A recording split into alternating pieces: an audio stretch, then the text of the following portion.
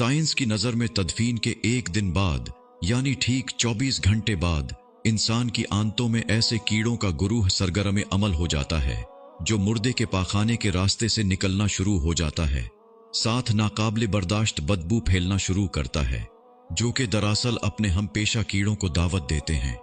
ये ऐलान होते ही बिच्छू और तमाम कीड़े मकोड़े इंसान के जिस्म की तरफ हरकत करना शुरू कर देते हैं और इंसान का गोश्त खाना शुरू कर देते हैं।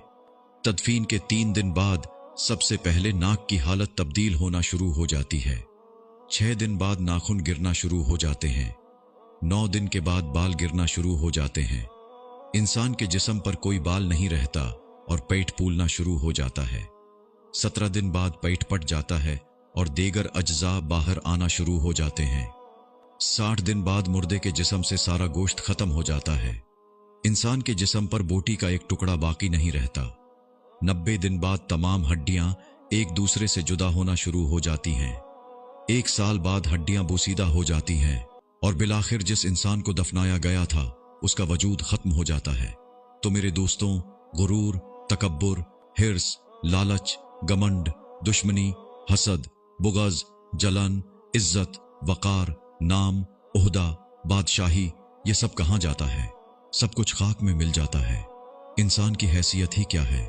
मिट्टी से बना है, मिट्टी में दफन होकर मिट्टी हो जाता है।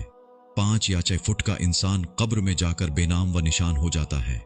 दुनिया में अकड़ कर चलने वाला, अपने आप को ताकतवर समझने वाला, दूसरों को हकीर समझने वाला, दुनिया पर हुकूमत करने वाला, कब्र में आते ही उसकी हैसियत सिर्फ मिट्टी रह जाती है।